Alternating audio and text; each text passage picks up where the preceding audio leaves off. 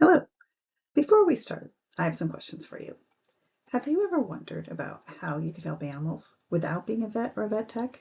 Have you ever asked yourself, how can you help more animals, more than those you see where you work or volunteer or visit? Animals in your community, your state, your region, and across the country. Have you wanted to explore the human-animal bond and relationships between animals and humans, including companion animals, farm animals, lab animals, and wildlife? Are you interested in finding ways to improve those relationships to the benefit of all species? Have you thought about the different roles animals have in society and how policies, regulations, and practices impact animals, sometimes not to their benefit? Are you interested in making changes to help animals in society and hopefully help people as well? If yes, then I'm happy to tell you there's a program you need to know about. It's the Masters in Animals in Public Policy program, and we talk about these ideas all the time. Stay tuned because you just might have found your people. Hi, I'm Seana Dowling-Guyer, and I'm part of the Center for Animals in Public Policy, or CAP. I teach in the Masters in Animals in Public Policy program, or MAPP, and I'm also the Associate Director of the Collaborative for Shelter Dogs. I also lead a lab which examines companion animal behavior as an indicator for welfare and well-being and explores what influences our perceptions of that behavior. A big question for me is, do we really understand our pets' behavior?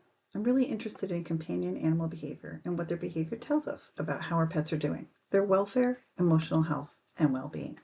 In addition, I'm interested in how we perceive our pets' behavior because our perceptions, that is our knowledge, beliefs, and attributions, influence our understanding of what our pets are doing. I also want to understand better what influences those perceptions. Many times it's not just what our pets are doing, but other factors that influence our perceptions.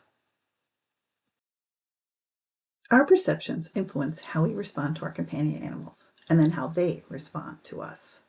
My research focuses on companion animal behavior and how people perceive, interpret, and respond to their pet's behavior, what influences those perceptions, and how those perceptions and actions influence the pet's behavior. My goal is to advance the welfare and well-being of companion animals by identifying ways to improve human understanding of animal behavior and strengthen the human-animal bond. Before I talk more about my interests, I want to share some information about the Center for Animals in Public Policy and the Masters of Public Policy. Public Policy is located at Cummings School of Veterinary Medicine at Tufts University, which is a 600-acre campus in North Grafton, Massachusetts. We offer DVM, dual degree, master's, and PhD programs. There are about 500 students here on campus, but most of those are DVMs. About 40 or 50 are graduate students across several programs. Note, we are located in North Grafton, Massachusetts, not Boston and not Medford, which is the main Tufts campus. Grafton is about an hour from Boston without traffic, but it will be longer. There is a commuter rail that comes from Boston to campus, so it is accessible. So MAPP is a program of the Center for Animals and Public Policy. Our work here at CAP is grounded in 3 central principles. Animal well-being matters, animal and human well-being are linked, and both are enhanced through improved understanding, evidence-based understanding of human-animal relationships. Our work in CAP focuses on 4 core areas: companion animal welfare and behavior, human-animal relationships, human-wildlife interactions, and animal use policy and practice. You can see some of the things that go into each of these areas. My work is mainly focused in companion animal welfare and behavior with some collaboration in human-animal relationships. As you can see, the Masters in Animals and Public Policy is built on strong foundations at the vet school and at the Center for Animals and Public Policy. So what is the MAPP program? Let's talk a little more about that. The master's program is uniquely an animal policy program. We prepare you to work in animal policy by lots of practice with analysis, research, and communication, exposing you to a wide range of animal issues, including very topical and timely issues, training you to understand and fairly evaluate multiple viewpoints on a given issue, and connecting you to key animal advocates and practitioners. The MAPP program is a 12 to 18 month program. I'll speak more to that in a moment. It is full-time and in person. We really believe the best value, your best experience is going to be in person through interactions with your peers, the faculty, outside experts who come in, and alumni. There's a minimum of 32 credits. We have smaller class sizes, which means a low student to faculty ratio. And you have lots of opportunities to explore your interests through electives, assignments, internships, and research. There are internship and research options, and you have the chance, as mentioned, to network with alumni and industry leaders. The MAPP core curriculum, which is required for all students, includes 2 semesters of Animals in Society, 1 semester of Research Methods, 1 semester of Statistics, and 1 semester of Public Policy Analysis. Then there are track courses and electives. Okay, let's talk a little bit about the tracks. In the fall, the curriculum is pretty similar for both tracks. You actually don't make a track choice till the end of the fall semester. At that point, you can decide between applied track or research track. In the applied track, you will do a summer internship, and you will end at the end of August, so it's a 12-month program. In research track, you will do 2 semesters of research, summer and fall, so that extends your time in the program through December, an extra semester, so it turns into an 18-month program in that case.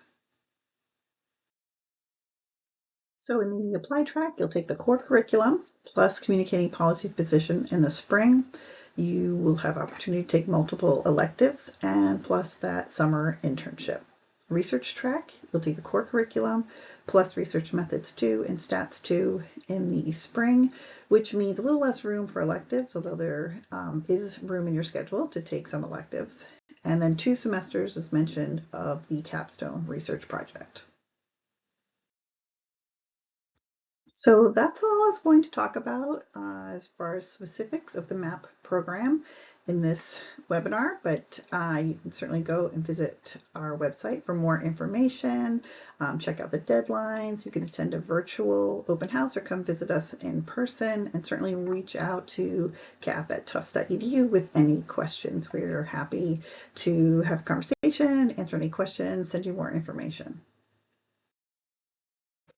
Okay, so I want to share a little more information about what I do in the master's program, the courses I teach, and the research I am working on. A little about me. I am really a social psychologist. I'm interested in how people perceive and understand the world about them, their attitudes and beliefs and attributions. I have a master's in clinical psychology. I worked in market research for a long time and then went to the Animal Rescue League of Boston and led the Center for Shelter Dogs there, and eventually was able to move that over to Cummings School of Veterinary Medicine, here Center for Animals and Public Policy, and it has transformed into the Collaborative for Shelter Dogs. I also lead a lab looking at animal behavior, companion animal behavior, and our perceptions of that behavior. In the MAPP program, I teach multiple courses, both Research Methods 1 and 2. I also teach Human Dimensions of Animal Behavior, which is an elective, and Applied Animal Behavior, another elective. I'll talk a little more about those in a moment.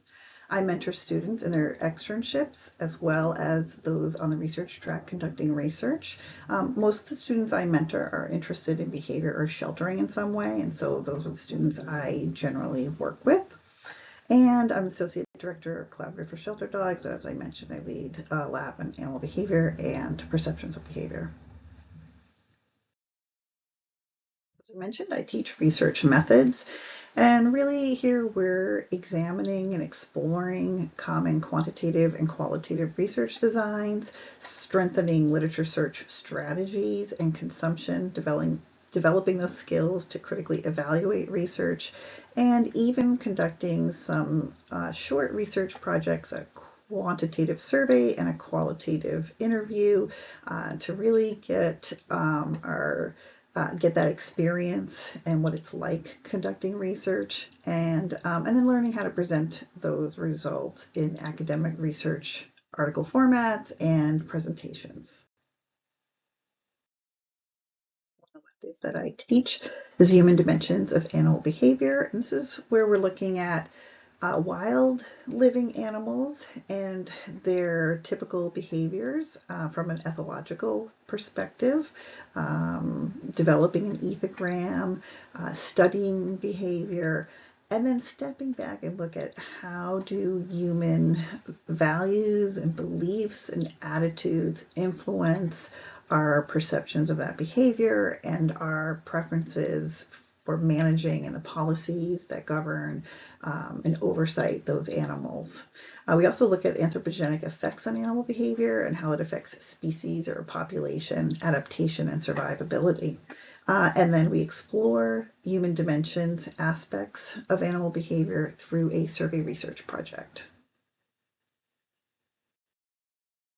The second elective I teach is applied animal behavior. And in this course, we examine common companion animal body language, normal, abnormal, and problem behavior, as well as looking at how to use behavior to assess welfare and well-being. We talk about learning principles, and students get to do a clicker training project to learn about how training with positive force-free training methods. We also talk about key concepts, developing concepts like autonomy and choice, and we explore people's understanding and perceptions of animal behavior and how that influences their interactions with their pets. I've mentioned probably quite a few times, I'm really interested in behavior, specifically the behavioral health, welfare, and well-being of our companion animals in our communities, such as homes, but also shelters and vet offices and wherever else our pets might be in the community. I'm really passionate about supporting pet ownership and how can we improve outcomes for both pets and their people. My roots are in animal sheltering, so I'm looking at behavior and welfare of animals in shelters, but also how to reduce relinquishments, supporting pet ownership, increasing and improving adoptions, looking at transportation of adoptable pets from different areas of the country. I'm really interested in people's perceptions and responses to pet behavior and how that impacts companion animal welfare and well-being, what influences our perceptions of pet behavior, and also related, different arena, but related in a space called Human Dimensions of Wildlife. Important to really study behavior and understand our companion animals' behavior and what they're telling us. They're talking to us all the time, but sometimes I think we're not listening. So behavior can tell us important information about an animal's current and chronic states, both physical health, but also mental and emotional health, their cognitions, their welfare and well-being, certainly about the stress they're feeling, fear or anxiety they're experiencing. It tells us about what they're anticipating, what they believe will happen next, about their social relationships. So lots of things behavior can tell us, really important things.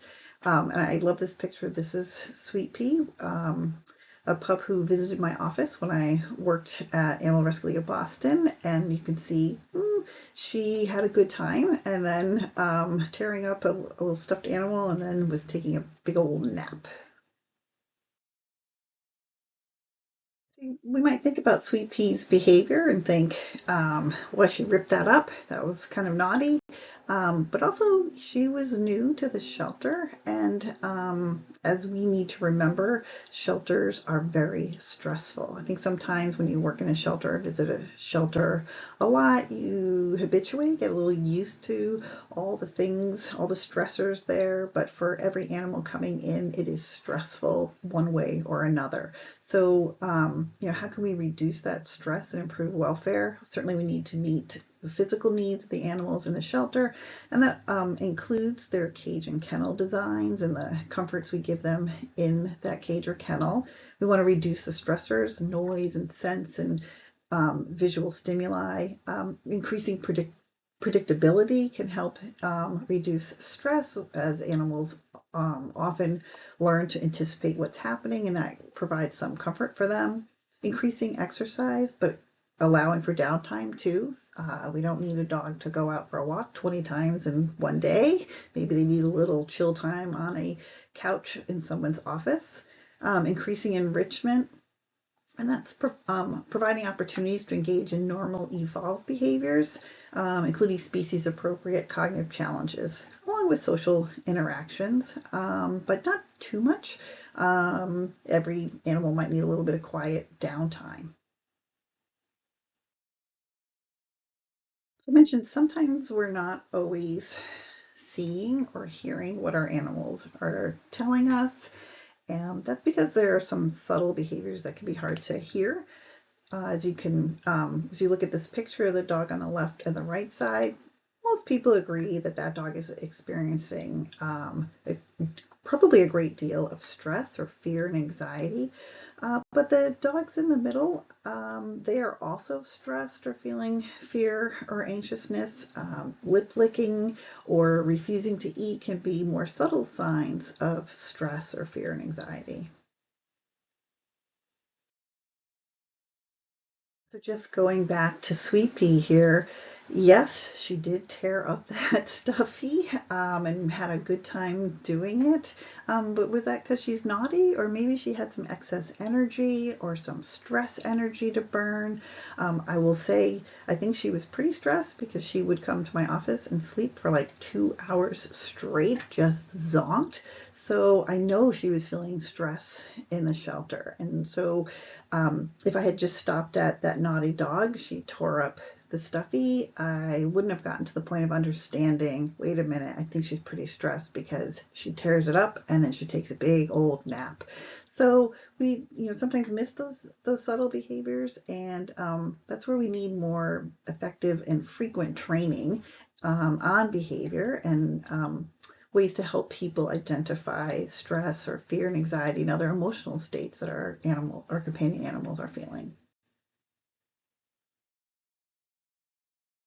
One study I worked on with some collaborators, including two MAPP students who worked on this project when they were in the MAPP program, was asking, what are some other ways that we can provide some enrichment to help reduce stress for dogs in a shelter? And so we looked at an in-kennel enrichment device that was delivering what we thought would be relaxing audio and visual stimuli. We had 47 dogs in the shelter, randomly assigned to either the intervention or control, and the control was an inert or mock device, so something still sitting in their shelter but not playing anything. We didn't find any significant differences in salivary cortisol, but we did see some limited differences in behavior. Dogs in the intervention group spent less time in the back of the kennel, more time grooming, and less time walking. So maybe there was some mild stress reducing effect of that intervention. Maybe they found it visually interesting and spent a little more time in the front of the kennel. And while that was not reducing their stress, maybe it helped highlight them, it helped get them more visibility and interactions with potential adopters. So some more work to do, but some intriguing results. The most effective stress reducer for animals in shelters: get them out of the shelter and get them into a home.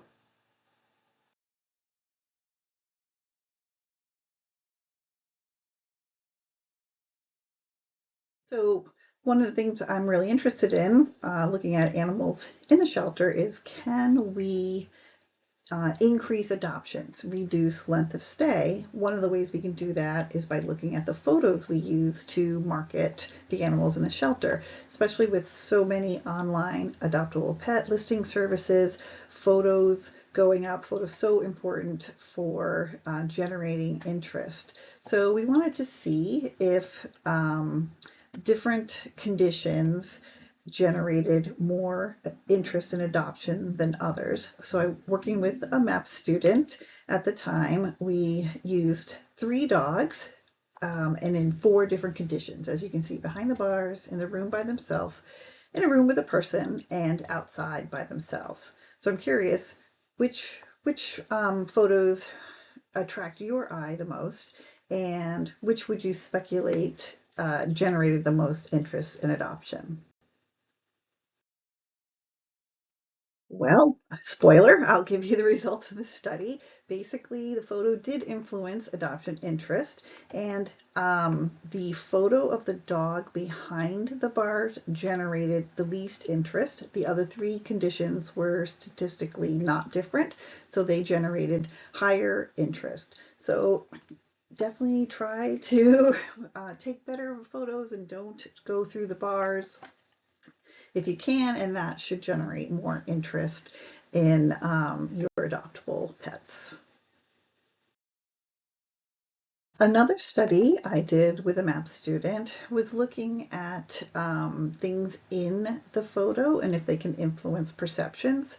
In this case, it was props, and yes, they can influence perceptions of the animal in the photo. So we used two cats, well, one cat with different coat colors. We digitally manipulated the coat of the cat, and then we had four different conditions. The cat sitting by himself in a bed with a bow tie and with toys. And we found that the cat with a toy was seen as more playful than the cat sitting by himself, just by himself or in the bed, whereas the cat sitting by himself was seen as more dominant than the cat in the bed. So there were some differences based on things had nothing to do with the cat and just what was around the cat in the photo. Another thing that can influence our perceptions of behavior are pre-existing beliefs, such as stereotypes. In this study with another MAPP student, we created a fictional news story about a dog bite scenario. We varied the breed, so some participants saw one breed, others saw another breed. Some participants just saw mixed breed, and others were told no information about the breed. In addition, some participants saw a matching photo, whereas others did not see any photo. And then we asked questions about the dog's breed and sex and age, which was in the news story, and asked them about the dog's behavioral characteristics and personality. One of the striking things we found with this study was that participants were much more likely to report the dog was a pit bull, even when we told them it wasn't. We said lab mix or mixed breed dog. So this dog bite scenario tapped into this stereotype about pit bull dogs, unfortunately, because any dog can bite, and many dogs are identified as pit bull when in fact they aren't or are not very much of a mixed breed pit bull dog.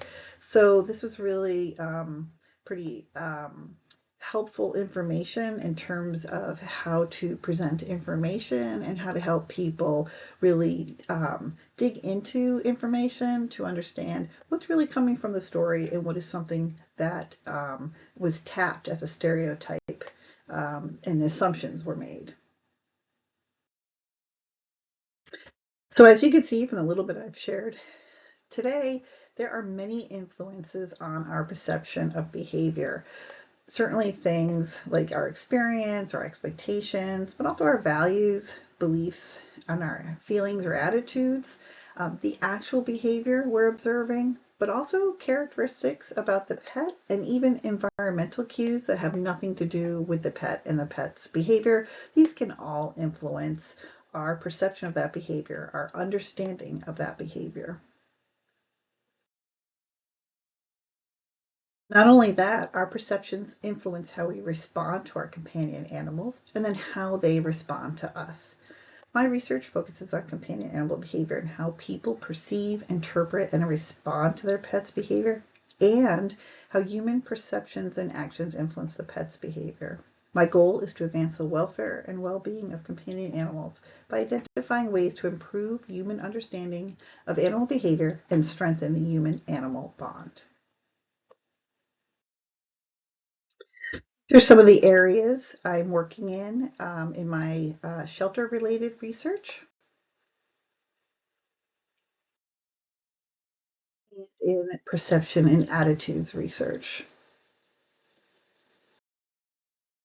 I hope this information was helpful to you and helped you learn a little bit more about the Center for Animals and Public Policy and the Masters in Animals and Public Policy program.